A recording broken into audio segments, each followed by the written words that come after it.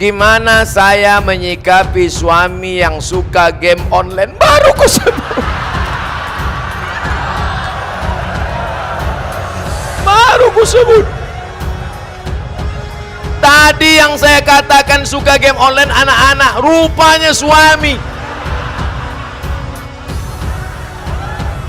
Sementara kurang perhatian sama anak istri gara-gara game online. Di ujung dikasih ibu ini gambar senyum. Makasih Ustadz.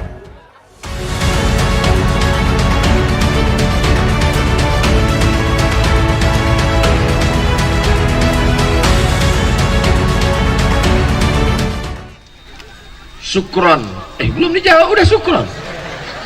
Syukron Ustadz Somad sudah berkenan datang di tanah Sukamara. Saya ibu dari Mendawai. Bagaimana hukum perempuan yang sudah pakai kerudung tapi pakaiannya masih celana panjang, rok potongan, kerudung masih terlihat dadanya, sudah termasuk syariatnya apa belum? Belum. Kerudung perempuan itu menutup dari kepala sampai ke ujung kaki. Kalau nggak bisa sampai ke ujung kaki, sampai ke pinggang. Nanti di bawah sambung lagi pakai kain panjang. Syaratnya mesti longgar, jangan sempit sampai menjerit paha minta tolong. Allah. Dia yang berjalan, kita yang takut. Takut pecah. Gimana nggak pecah? Celana untuk umur anak 8 tahun dipakai emaknya 58 tahun. Sampai sebesar batang kelapa. Itulah disampulkan. Dokter sudah melarang jangan pakai celana sempit, celana legging karena darah tidak mengalir. Tapi prinsip orang kita biar sakit asal gaya. Akhirnya mati gaya. Oleh sebab itu jangan lagi pakai celana sempit, jilbab panjang. Ini ada jilbab namanya jilbab sakratul maut. Dililitkan ke leher. Sampai melihat ke bawah pula bisa. Dan lagi, jilbab itu harus menutup dada, ketutup dada, sampai ke bawah. Yang kira-kira kalau diturunkan tangannya tenggelam ke dalam. Tangannya boleh kelihatan, nggak apa-apa. Yang udah pakai cadar, bagus. Jangan ejek orang pakai cadar. Istri Nabi pakai cadar, sahabat Nabi pakai cadar. Yang pakai jilbab, bagus. Yang pakai cadar, bagus. Jangan kelahi. Kalau yang pakai jilbab sama cadar kelahi nanti ketawa yang nggak pakai kain. Mudah-mudahan ibu-ibu yang selama ini pakai celana sempit berubah pakai rok panjang. Kecuali polwan.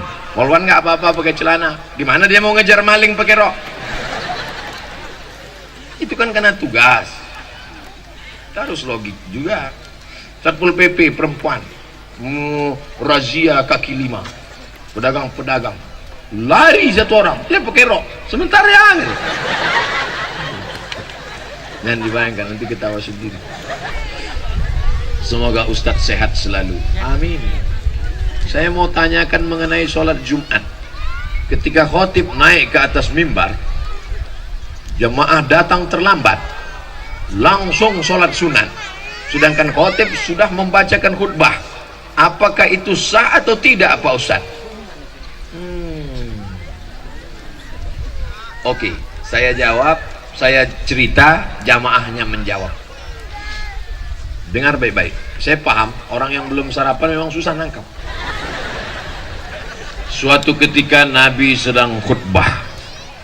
Nabi khutbah di atas mimbar. Mimbar Nabi itu lantainya 3, tangganya 3. 1, 2, 3. Nabi sedang khutbah. 3. Berarti yang tidak dibuat Nabi bid'ah. Ini 2 lantai ini bid'ah.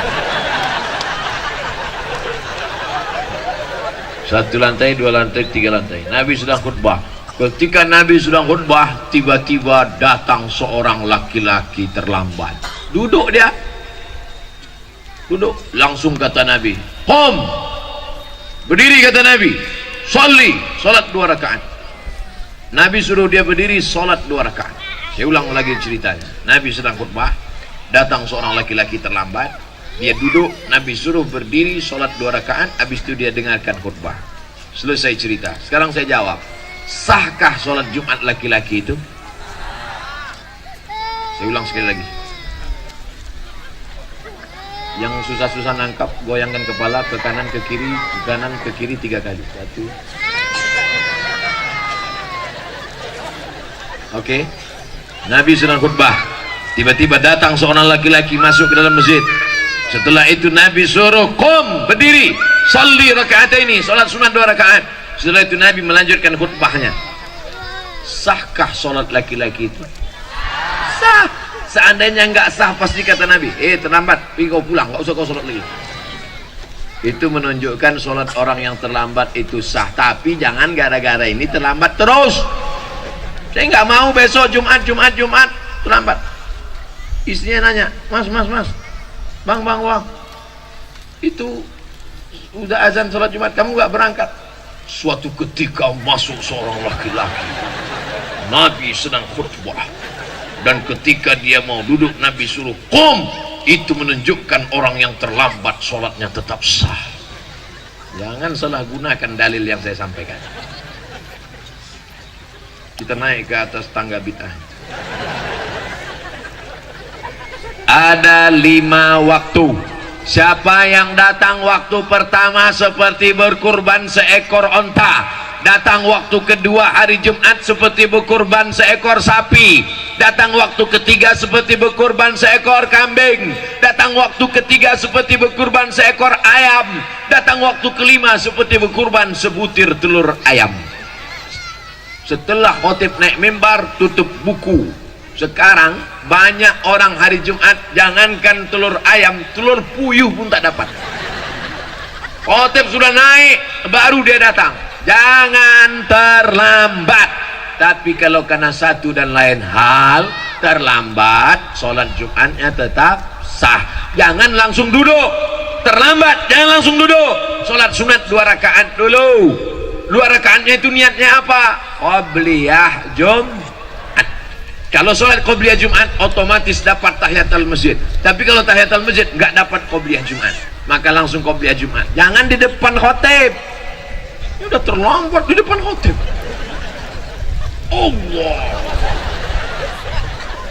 Ayatnya Yasin.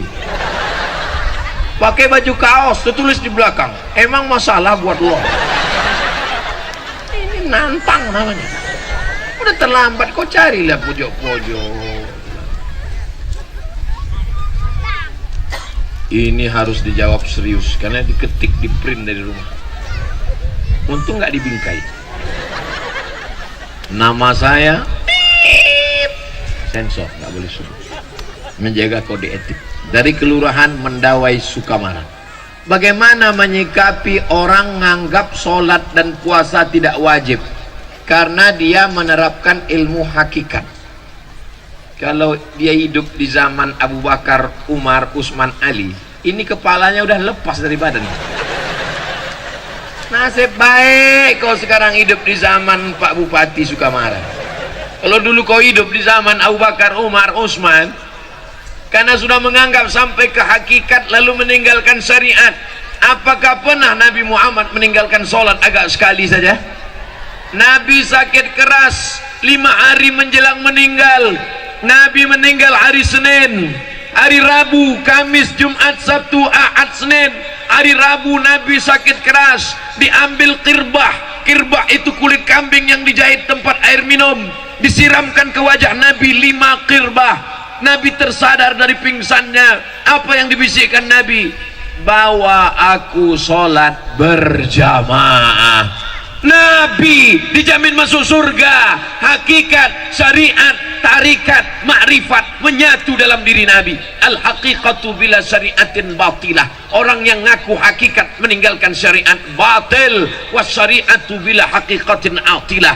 Orang yang hanya syariat meninggalkan hakikat sia-sia.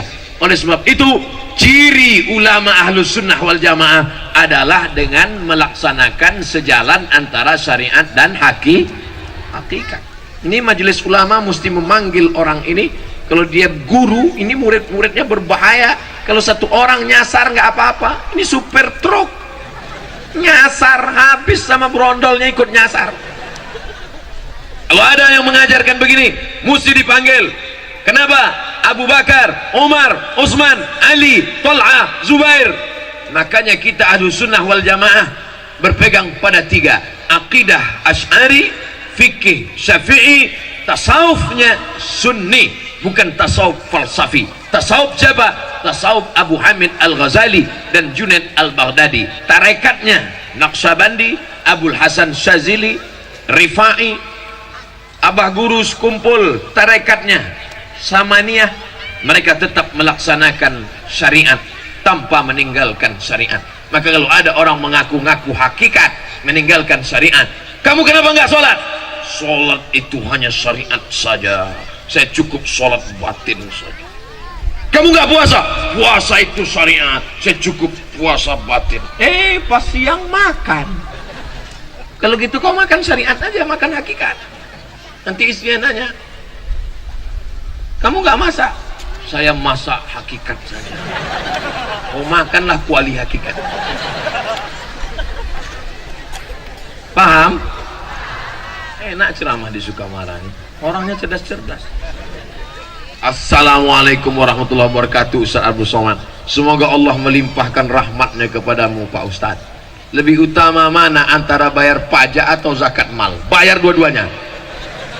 Orang bijak taat pajak, yang nggak mau bayar pajak dipijak-pijak. Saya bayar pajak, dan alhamdulillah syukurnya di negara kesatuan Republik Indonesia, siapa yang bayar zakat maka pajaknya dikurangi, dengan syarat bayar zakatnya di Badan Amil Zakat Nasional. Ada surat keterangan stempelnya, nanti ditunjukkan di kantor pajak, maka pajaknya berkurang. Ustaz tahu dari mana? Jamaah. Assalamualaikum Ustaz Somad. Waalaikumsalam. Saya sedang berada di kantor pajak. Ini orang pajak ngembalikan pajak saya 2 juta. Kenapa? Karena saya dianggap sudah bayar zakat, maka pajak berkurang. Halalkah bagi saya? Halal. Bayar pajak, bayar zakat ke tempat resmi, minta resit dan keterangannya, ada stempelnya, maka pajak berkurang disebabkan zakat. Sudah diatur dalam undang-undang. Itu diperjuangkan oleh anggota dewan kita DPR RI. Mudah-mudahan anggota-anggota dewan yang memperjuangkan ajaran Islam, mengeluarkan undang-undang, diberikan Allah mereka balasan berlipat ganda. Apakah zaman Nabi sudah ada pajak? Zaman Nabi tak ada pajak. STNK SIM pun tak ada. Tapi jangan ini jadi dalil, jangan ini jadikan dalil. Nanti razia, mana STNK BPKB, mana bukti bayar pajak, mana SIM. Mohon maaf Pak Polisi, Nabi nggak punya SIM. SIM ini bid'ah, wa kullu bid'atin dhalalah, wa kullu dhalalatin finnar. Kita kan tinggal di negara, lalu kemudian pengurus negara ini bermusyawarah di DPR mengeluarkan pendapatan negara dengan pajak. Maka kita bayar pajak, pajak kendaraan bermotor, pajak bumi dan bangunan. Tapi kalau kita bayar zakatnya resmi, pajak kita berkurang. Perhatikan baik-baik. Bayar zakat, jangan bayar zakat sendiri-sendiri. Bayar zakat ke Badan Amil Zakat Nasional Sukamara. Kertas terakhir. Alamat Gang Sedulur. Jawa ini. Sedulur sederek sedoyo. Gaji ASN apakah wajib zakat? Jangan cerita gaji, karena ada orang gajinya 2 juta, pendapatannya 20 juta. Kenapa begitu? Hitung total semua, gaji, SPPD, tunjangan, uang tunjang, uang sipak, uang sundul, uang tanduk, uang sikut, total semua. Gimana cara ngitungnya Pak Ustaz? 85 gram emas wajib mengeluarkan 2,5%. Ingat, 85, 85, 85, 85, 85, 85. Jangan pulang dari sini jadi 58. Berapa? 85. Ingat saja tahun 85. Kira-kira bapak sama ibu tahun apa yang paling berkesan? 85. Mama, kita ketemu kan tahun 85 kan? Ingat ya, 85 gram. 1 gram emas 500.000 kali 85 gram 42 juta. 42 juta 500 bagi 12 bulan. Saya paham orang yang belum sarapan susah nangkap hitung-hitung. Dengarkan aja ceramah saya ini. Yang susah nangkap sekarang nanti diputar videonya di channel Ustaz Abdul Somad Official. Subscribe, like, and share. 85 gram kali 500.000 sama dengan 42.500.000 selama 1 tahun. Siapa yang penghasilannya 85 gram kali 500.000 42.500.000 selama 1 tahun, dia sudah kena zakat 2,5%. 45 juta 42.500.000 itu kalau dibagi setiap bulan keluar bagaimana? 42.500.000 bagi 12 bulan sama dengan 3.600.000. Payang hitungnya kalau 3.600.000. Oke, kita bulatkan 4 juta. Mudah-mudahan semuanya yang gajinya kurang dari 4 juta penghasilannya lengkap sejak ceramah ini terhitung dari Januari 2020 4 juta ke atas. Amin. Mudah cara ngitungnya. Gimana cara ngitungnya? 1 juta 2,5%. 1 juta 25.000. 1 juta 25.000. 1 juta 25.000. 1 juta 25.000. Kalau bapak sebulan dapat 4 juta, berapakah zakatnya?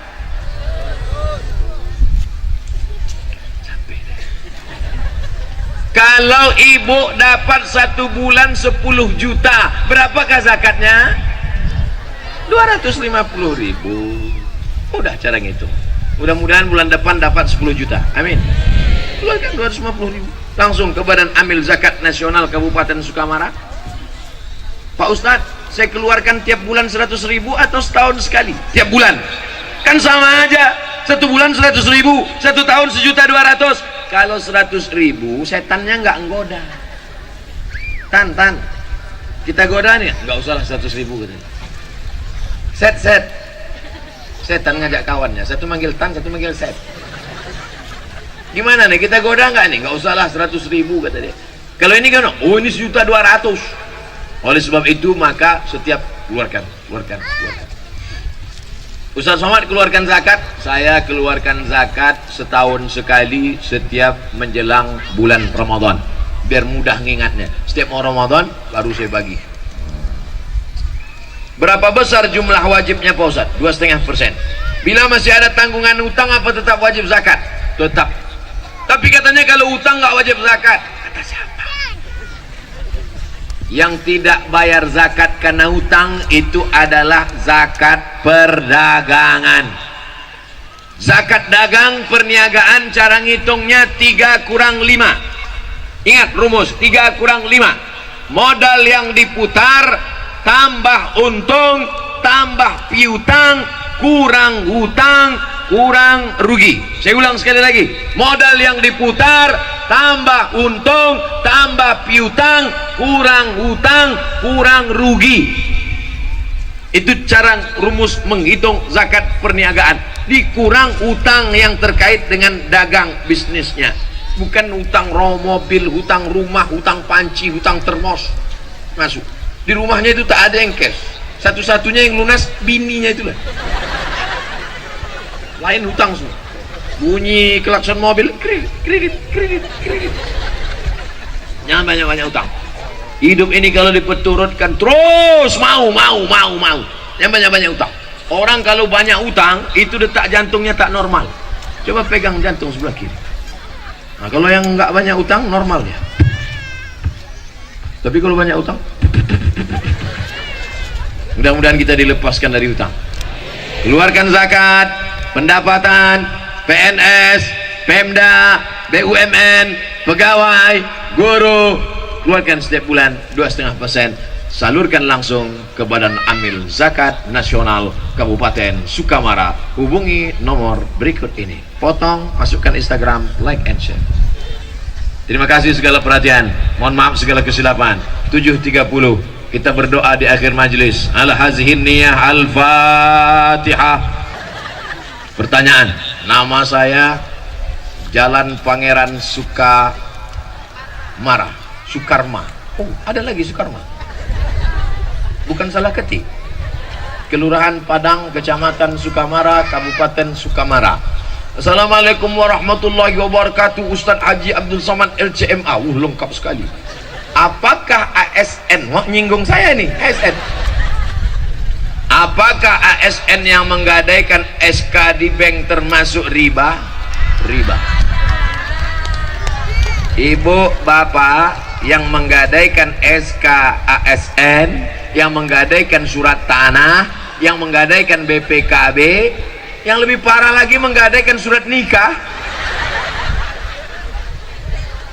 Kalau ada yang bisa dijual untuk membom itu, jual ini, ambil duitnya, dibom ke bank supaya lunas, bom, bagus.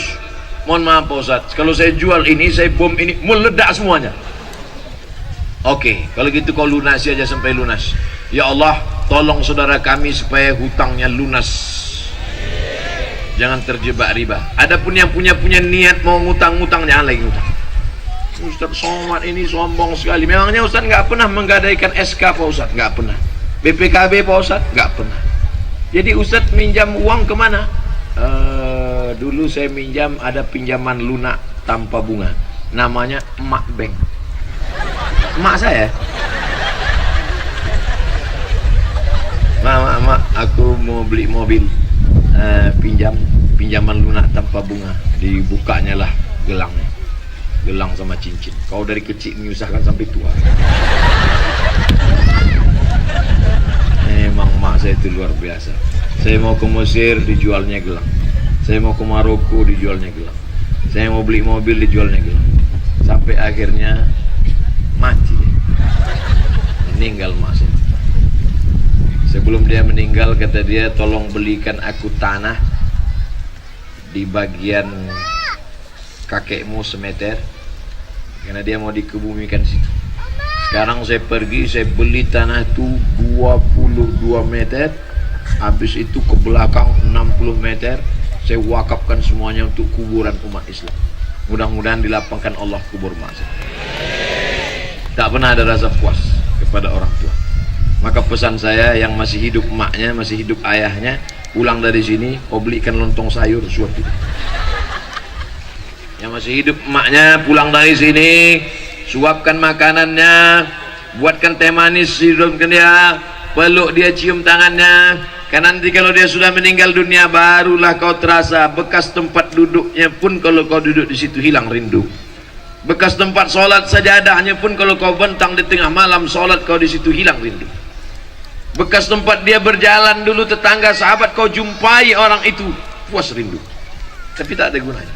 Mumpung dia masih ada sekarang, kasih dia makanan paling dia suka, kasih dia duit. Jangan sampai dia datang ke rumahmu minjam duit 50.000. Nah, minjam duit 50.000, nah, apa kau katakan? Sebentar ya mak, kutanya biniku dulu.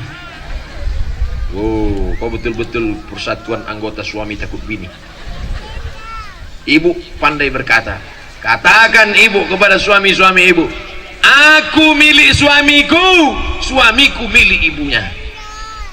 Katakan, ibu yang rela menghilangkan kasih sayangnya 50% untuk membiarkan ibu suamimu, maka ibu pun nanti akan dimuliakan oleh anak-anak ibu, insyaallah. Amin.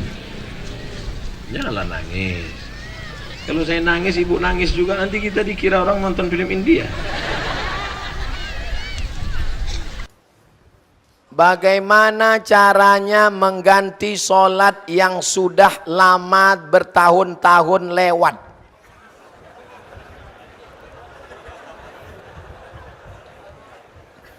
La kafarata laha illa dzalik. Sholat yang dulu tinggal sejak akil baligh, tidak ada yang bisa menebusnya kecuali melaksanakan illa dzalik, sholat itu sendiri. Menangis kau di pintu Ka'bah, ya Allah, nggak selesai brother. Enak aja, selesai sholat ambil tasbih, nggak selesai. Sholat yang lama dulu, sepakat 4 mazhab. Mazhab paling tua Imam Abu Hanifah Hanafi, nomor 2 Malik bin Anas Maliki, nomor 3 Muhammad bin Idris Syafi'i, nomor 4 Ahmad bin Hambal Hambali. Sepakat 4 mazhab Ahlussunnah wal Jamaah, salat yang tinggal dulu wajib diqadha. Qadha bukan qobo. Habis salat Isya qadha, usolli fardal Isya 4 raka'atin qadhaan. Habis subuh qadha, tapi qadhanya jangan di masjid, nanti ketahuan. Mana ada ba'diyah subuh? Besok dibuat langsung. Usolli fardhu subhi raka'ataini qadhaan. Langsung teman di sebelah ISIS. Qadhanya di rumah. Berapa lama? Berapa lama kau tinggalkan sholat? Dulu kau akil balik umur berapa? Umur 10. Oh, kok cepat sekali. Umur 10 tahun akil balik. Ya. Habis itu nyasar, tobat. Umur berapa tobat? Umur 30. Qadha 20. Start 2020, habis 2040. 2029 mati. Alhamdulillah lunas. Sholat yang tinggal tidak perlu digantikan ahli waris. Kalau ada bapak emak kita meninggal, sholatnya ada tinggal, nggak perlu digantikan. Tapi kalau puasanya tinggal wajib. Lihat Bulughul Maram min Adillatil Ahkam, ditulis oleh Al-Hafiz Ibnu Hajar Al-Asqalani, disyarah oleh Imam Sun'ani dalam Subulus Salam, syarah Bulughul Maram. Man mata, siapa yang mati, wa alaihi siyamun, punya utang puasa, sama anhu waliyuhu, ahli warisnya wajib menggantikan puasanya. Kalau sholat nggak perlu digantikan ahli waris. Jelas?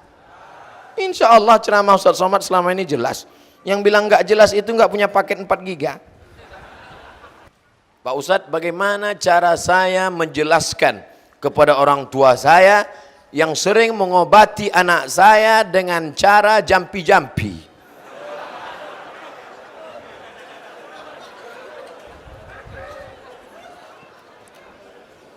Jangan mentang-mentang sudah ngaji, kata Ustadz nggak boleh pakai jampi-jampi, lalu pulang dari sini panggil ayah, panggil emak. Ayah sini, mama sini. Ya ayyuhalladzina amanu innamal musyrikuna najasun. Jangan, la tusyriku billah, la in asyrakta la yahbatanna amaluka. Jangan ceramahi orang tuamu, sampaikan dengan cara yang santun. Ayah, mama, mau nggak dengar ceramah Habib Umar bin Hafiz? Ada terjemah Indonesianya. Kata dia, jangan buat syirik, nanti amal kita hilang. Ini ada ceramah lembut dari Ustadz Adi Hidayat.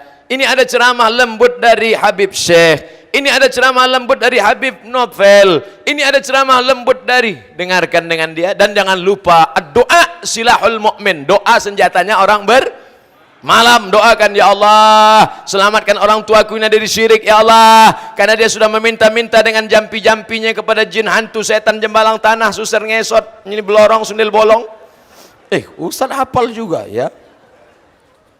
Mudah-mudahan kita, orang tua kita, anak kita, masyarakat kita diselamatkan dari syirik. La ilaha illallah. Berani masuk Islam, berani mengatakan tidak, say no to drug, say no to syirik. La ilaha, la ma'buda bihaqqin illallah. Tidak ada yang disembah kecuali Allah. Idza sa'alta fas'alillah wa idza sta'anta fasta'in billah. Iyyaka na'budu wa iyyaka nasta'in. Jangan iyyaka na'budu wa jampi-jampi nasta'in. Ustadz nih ngejek kami ya. Enggak, jampi-jampi ini bukan cuman ada di, saya buka jampi-jampi saya ya. Kalian pikir saya nggak punya jampi-jampi? Ini jampi-jampi untuk anak gadis. Catat.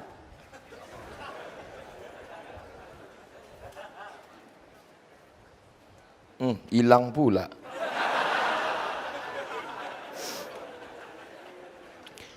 Tikaku, tika bigau, tika si anu, tika besiang. Tika itu tikar. Tikarku, tikar dari bigau, tikar si anu, tikar dari besiang. Besiang itu seperti daun pandan yang besar tumbuh di tepi sungai. Tikaku, tika menghimbau, tikarku ini bisa memanggil. Hai si anu, datanglah. Tikarku, tika menghimbau, tika si anu, tika bemiang. Kalau sudah kupanggil, maka tikar dia nanti menjadi gatal. Dia tidur itu enggak lelap, hari terkenang-kenang, terbayang-bayang. Tiba-tiba dibuka jendela, di langit nampak bayangan dia.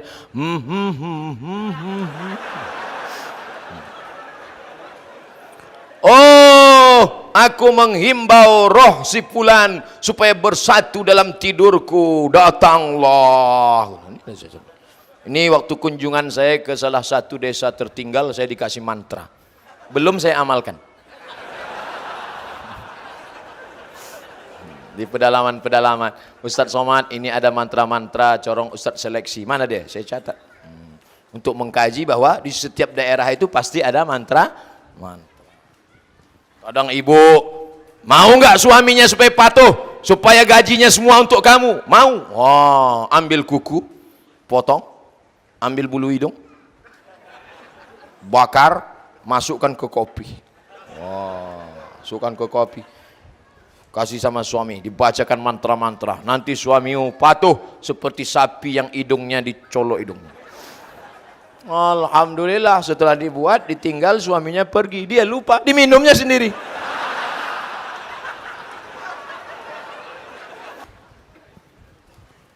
Saya mau tanya pendapat Ustadz tentang jamaah tablik. Pakai Q, tablik. Sidik, amanah, tabligh. Tabligh artinya menyampaikan. Sebetulnya mereka nggak pernah nyebut namanya jamaah tabligh. Orang aja nyebut. Itu jamaah apa? Jamaah tabligh. Karena dia nyampaikan ke pintu-pintu. Assalamualaikum Pak Haji. Assalamualaikum Pak Haji. Ayo salat ke masjid ya. Pak Haji ngamuk. Kau belum lahir aku udah haji.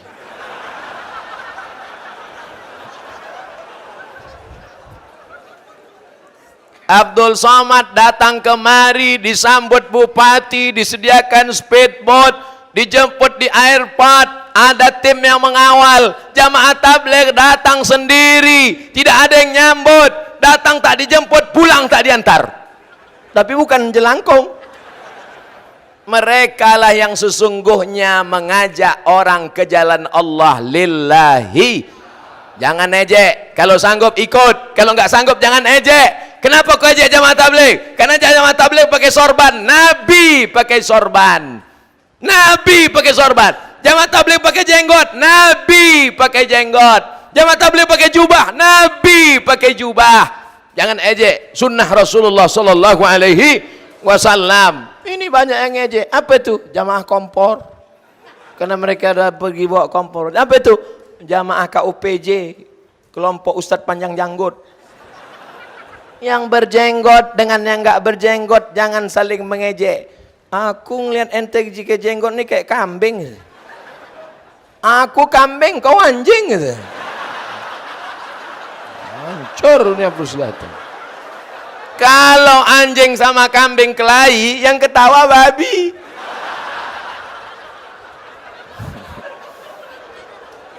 Yang pakai jenggot bagus, ikut sunnah Rasulullah. Yang belum pakai jenggot, besok pagi ambil kemiri, bakar, gosok-gosok. Dulu kecil kita gitu kan? Mau nggak alis matamu tebal? Ya cukur. Oh. Habis itu ambil kemiri. Oh. Saya buat dulu gitu. Mat, kalau kau cukur nanti nampak hantu kata. Cukurlah. Wah, syukur. Mana hantunya? Mana? Kasihnya cermin. Coba tengok itu. Nah, itu hantu. Alhamdulillah kita masih punya masa kecil yang bisa diceritakan, dikenang. Anak zaman sekarang masa kecilnya game online, PlayStation. Enggak ada kenang. Kita dulu masih kecil ngejar layang-layang, ingat? Ambil kaca, digiling pakai batu, masukkan ke kaleng susu, campur sama limka. Oh, jemur. Habis itu laga. Oh, laga berdarah-darah, bukan tangan berdarah, kain berdarah. Baru sunat pagi, sore udah ngejar layang-layang. Tapi indah untuk diceritakan. Ngejar layang-layang badan sehat, berenang di sungai badan sehat. Anak sekarang badan nggak bergerak, duduk main gadget. Bam, pecah pembuluh darah, mati. Gimana saya menyikapi suami yang suka game online? Baru kusebut.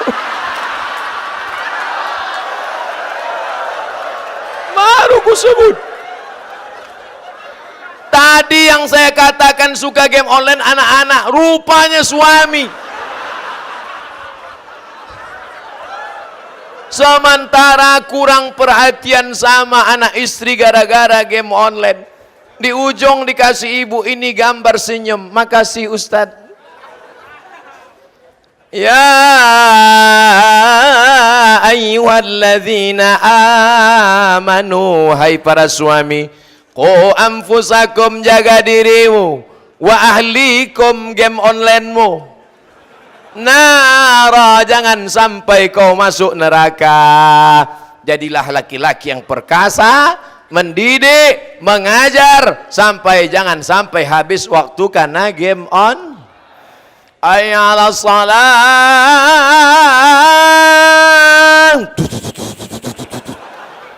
hayya 'alal falah,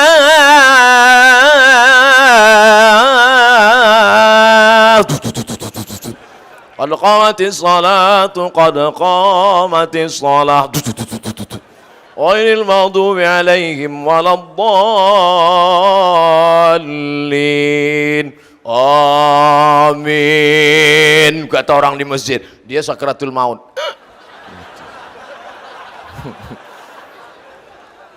Kalau kau rajin ke masjid, orang masjid akan datang mendoakan kau, Allahumma firlahu warhamhu. Tapi begitu kau mati, orang nggak kenal. Siap-siaplah kau dapat doa.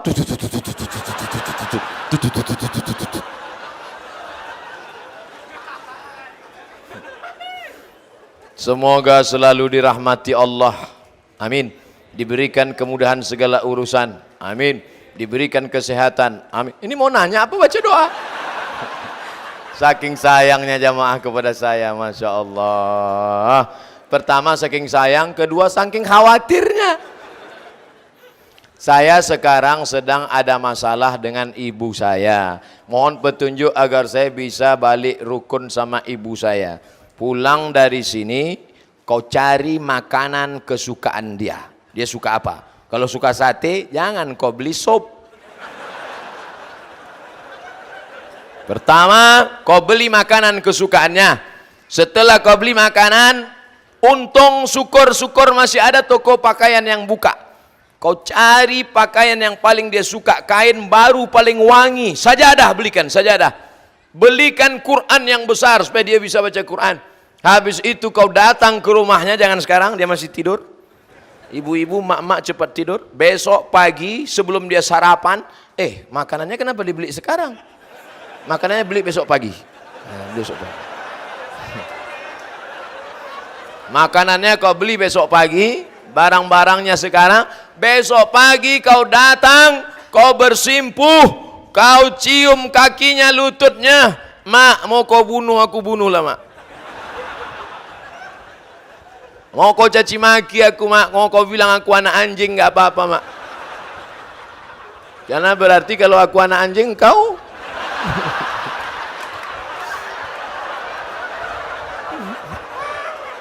jangan kau bilang gitu. Kalau kau tunda omonganku malam ini, kau tahan sampai Idul Fitri, tiba-tiba nanti dia meninggal dunia, barulah kau tahu rasanya setelah dia tiada. Kalau nanti dia sudah meninggal, tempat dia sholat dulu, kau sholat di atasnya, hilang rindumu. Kalau nanti dia sudah meninggal, tempat duduk biasa dia duduk dulu, duduk kau di atas, hilang rindumu. Kalau dia sudah meninggal nanti, kau datang ke tempat tidurnya, kau pegang alas tempat tidurnya, hilang rindumu. Mumpung dia masih hidup sekarang, kau datang. Malam ini juga. Datang, cium tangannya, peluk badannya. Karena kalau dia sudah tak ada, bajunya, jilbabnya, kainnya pun kau cium, akan belum tentu hilang rindu. Oke, janji?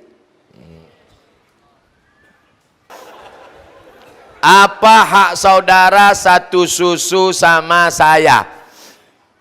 Kalau bapak punya istri, istri bapak melahirkan anak, ada air susunya, lalu disusukannya anak tetangga di bawah 2 tahun, 5 kali kenyang, khamsa radha'atin, maka anak itu nanti menjadi anak satu susuan dengan anak bapak. Makanya hati-hati.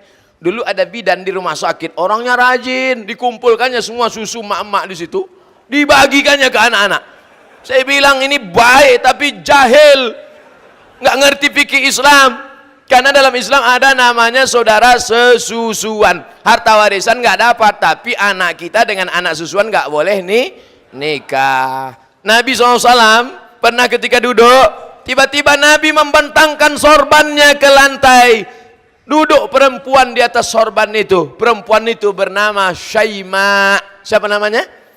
Syaima. Sahabat bertanya, siapa itu ya Rasulullah? Syaima adalah saudari sesusuanku, karena dulu sama-sama menyusu kepada Halimatus Sa'diyah. Ibu susu yang pertama ibu kandung Aminah, yang kedua Suwaibah, yang ketiga Halimatus Sa'diyah. Ibu susu sekarang Al-Baqarah, sapi betina. Batalkah jika kami wudhu bersentuhan dengan dia? Ini hanya terkait dengan nasab nikah. Mahramkah dia Pak Ustadz? Ya, bapak misalnya bapak punya istri hamil, lalu kemudian punya anak, ada air susunya, lalu kemudian bapak mengangkat satu anak angkat perempuan, maka ke anak laki-laki yang sebelumnya tidak ada hubungan mahram, setelah itu maka menjadi mahram. Hadis yang mengatakan la yakhluwanna rajulun ma'amra'atin illa ma'azi mahramin, tidak boleh berdua-duaan kecuali dengan mahram, maka dengan susuan itu menjadi mahram. Warisan tak dapat. Sampaikan doa ibu saya untuk dia Pak Ustadz, masalah meninggal dunia, jangan khawatir yang nggak punya anak, doa tetap doa sampai. Saya tadi ziarah ke makam Sayyid Ahmad Al-Maghribi, saya doakan Allahumma firlahu warhamhu wa'afihi wa'fu anhu. Sampai nggak doa saya? Sampai. Saya nggak ada hubungan dengan beliau. Beliau Sayyid itu Arab, saya Arab cemas. Doa sampai. Makanya kalau lewat makam kita bacakan doa, assalamualaikum ya ala diyar minal mu'minin wa inna insyaallah bikum lahiqun yarhamullahul mustaqimina wal mustakhirin nas'alullah lana wa lakumul afiyah.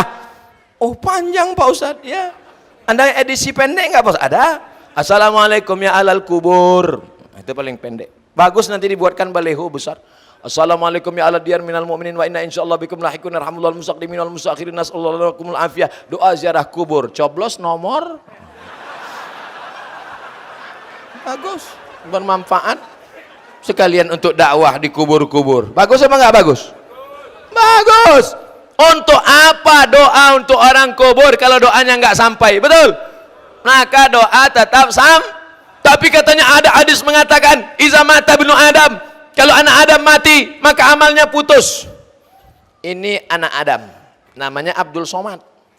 Kalau Abdul Somad mati, amal Abdul Somad putus. Yang putus itu amal Abdul Somad atau amal orang Tanjung Selor? Saya ulang sekali lagi. Kalau Abdul Somad mati, amalnya putus. Yang putus itu amal Abdul Somad atau amal orang Tanjung Selor untuk Abdul Somad? Amal Abdul Somad yang putus. Abdul Somad setelah mati nggak bisa ceramah. Kalau dia ceramah, jamaah lari. Tapi amal orang Tanjung Selor sampai nggak untuk Abdul Somad? Sampai. Datang orang Tanjung Selor ngirim Fatihah untuk almarhum Abdul Somad dari Tanjung Selor ke Riau, Al-Fatihah. Sampai apa nggak sampai? Selesai. Ada yang bilang nggak sampai. Mana nama lengkapnya? Biar saya nanti kalau mati saya kirim. Kalau nggak sampai cepat-cepat kasih kabar. Saya seumur-umur ceramah baru ini dapat tulisan di tisu.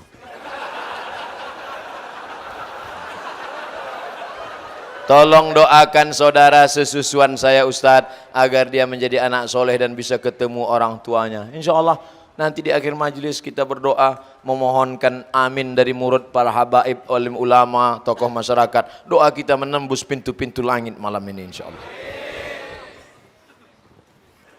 Di tempat kami lama sudah saya kepingin tulis surat untuk Ustadz. Wow, ini panjang nanti kita baca terakhir.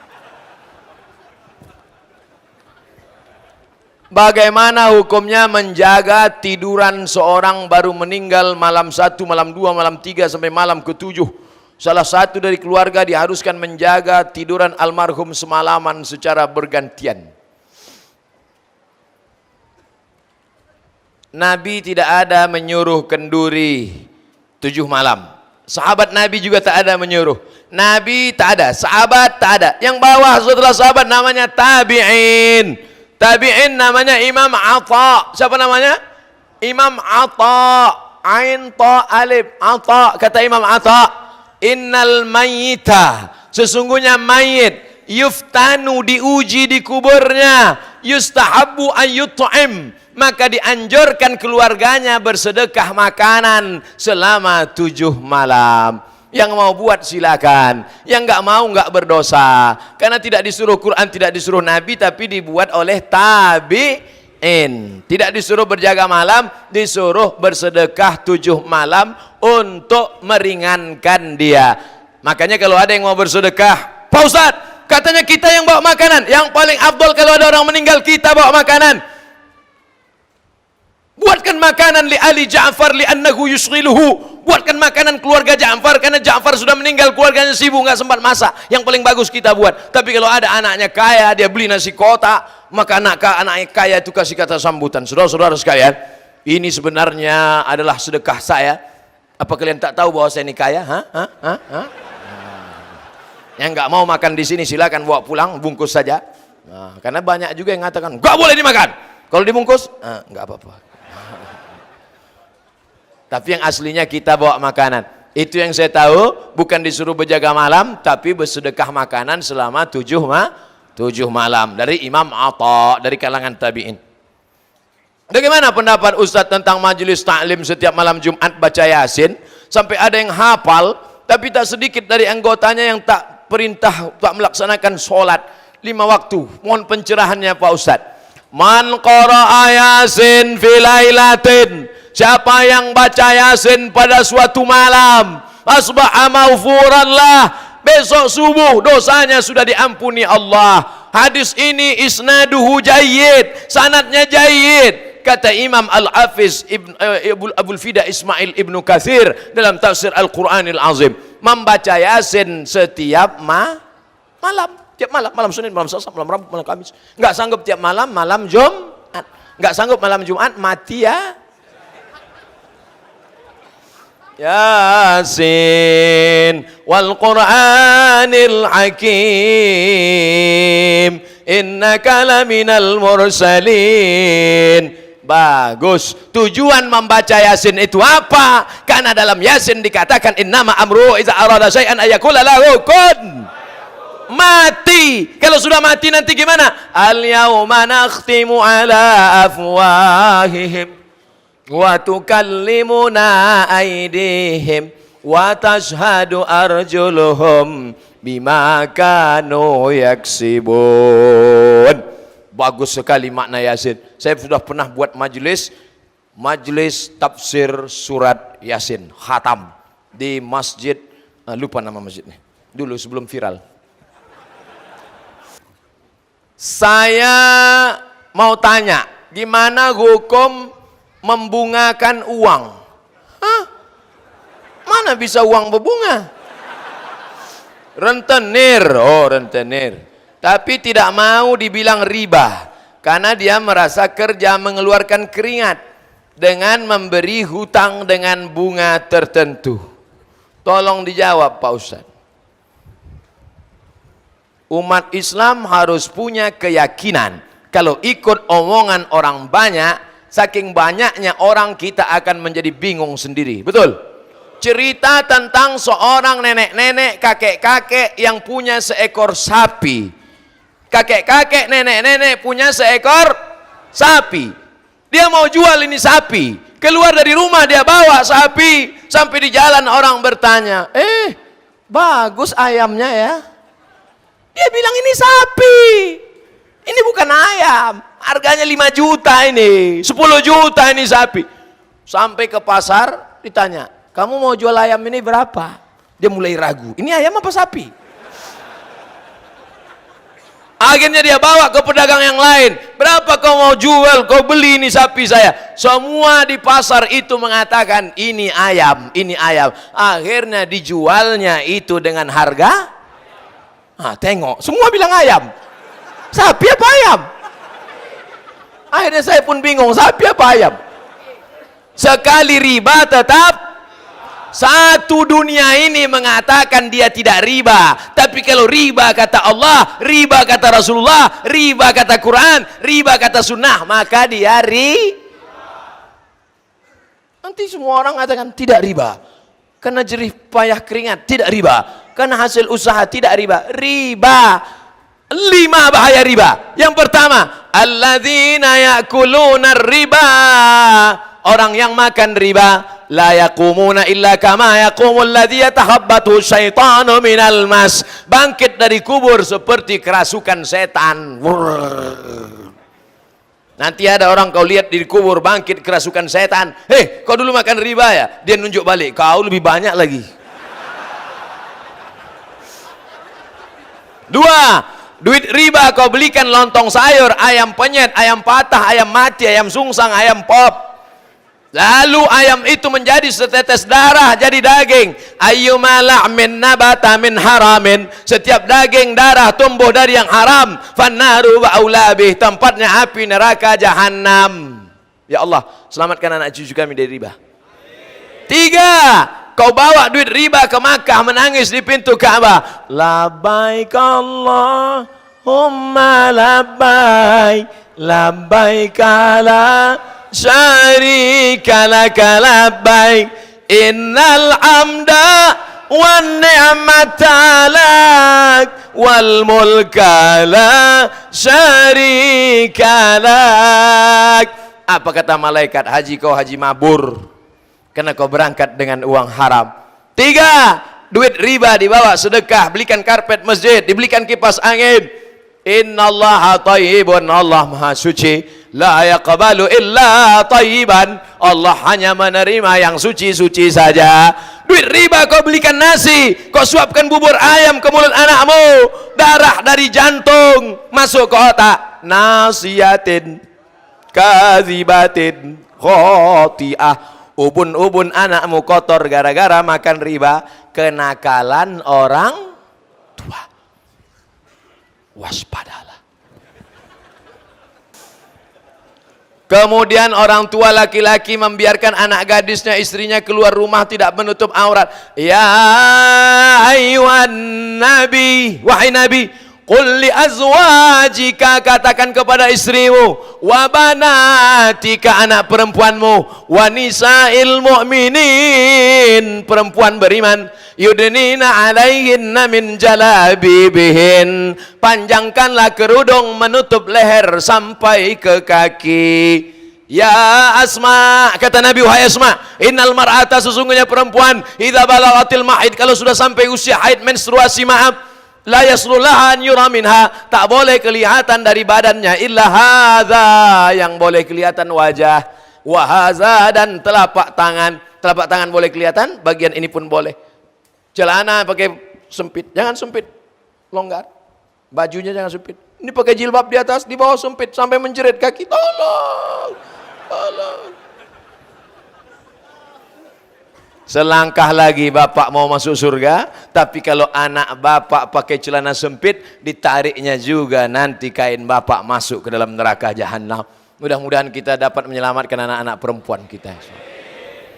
Ini anak perempuan sore-sore pakai motor, mengeringkan rambut karena nggak ada hair dryer. Nauzubillah. Ustadz kan enak aja ngomong gitu, nggak punya anak perempuan. Iya juga, anak saya laki-laki. Alhamdulillah akhirnya Ustadz kita bertemu juga. Ini panjang ceritanya, tolong dengarkan baik-baik. Saya hamba Allah, alhamdulillah. Sempat dia tulis saya hamba setan. Saya mau tanya ini sama Ustadz, saya masuk Islam tahun 2000, bulan 6, tanggal 13, berarti sudah Islam selama 19 tahun. Saudara kita, la ilaha illallah Muhammadur Rasul. Yang mau saya tanya gini Pak Ustadz, dulu mama saya Islam, jadi sia-siakan bapak saya. Akhirnya mereka pisah. Suatu hari dia mendapatkan jodoh beda keyakinan, sedangkan saya baru umur setahun, tak tahu apa-apa, dan saya dibawa anut agama tersebut. Alhamdulillah saya dapat jodoh muslim. Saya sudah 19 tahun berumah tangga, tapi mama, bapak sambung saya dan adik saya masih non muslim. Bagaimana Ustaz? Tolong doakan supaya mereka masuk Islam. Apakah karena beda agama putus silaturahim? Hebat jamaah. Saya belum jawab, dia udah jawab duluan. Datanglah seorang sahabat namanya Asma. Siapa namanya? Pakai alif, Asma. Karena kalau nggak pakai alif, Asma sesak napas. Asma ini emaknya non muslim. Datang dia menghadap Nabi, ya Rasulullah, ummi qadimat wa hiya raghimatun. Ibu saya non muslim datang mau jumpa. Saya takut jumpa sama dia. Apa asiluha? Boleh saya silaturahim dengan dia? Kata Nabi, siliha, silakan silaturahim dengan dia. Apa utiha? Boleh saya kasih dia hadiah? Kata Nabi, i'tiha, berilah dia hadiah. Itulah dalil boleh beri daging kurban kepada non muslim. Dalam kitab Fatawa Al-Azhar, Syekh Atiyah Sokor dari Al-Azhar membolehkan memberikan daging kurban kepada non-muslim. Jangan mentang-mentang kau sudah Islam, akhirnya anakmu kehilangan. Justru dia berkata, dulu sebelum anakku Islam dia melawan. Setelah dia masuk Islam, anakku itu lembut, anakku jadi baik, anakku jadi anak yang dermawan. Maka tersentuh hatinya. Sentuhlah dia tepat di hatinya, dia jadi milikmu untuk selamanya. Sampai mana tadi hilang? Bolehkah saya hari raya agama lain ke rumah? Jangan. Biarkan sudah beberapa hari baru kau datang. Cari-cari alasan, tapi jangan bohong, karena ini masalah ritual agama. Masalah hubungan sosial, silakan. Tapi kalau sudah masalah ritual agama, wala ana abidum ma'abadtum wala antum abiduna ma'abud lakum dinukum. Cium tangannya, belikan dia baju, kasih dia makan, maafkan aku mama. Kalau kau pandai nyanyi, mama. Oh ini masjid nggak boleh nyanyi. Hampir aja.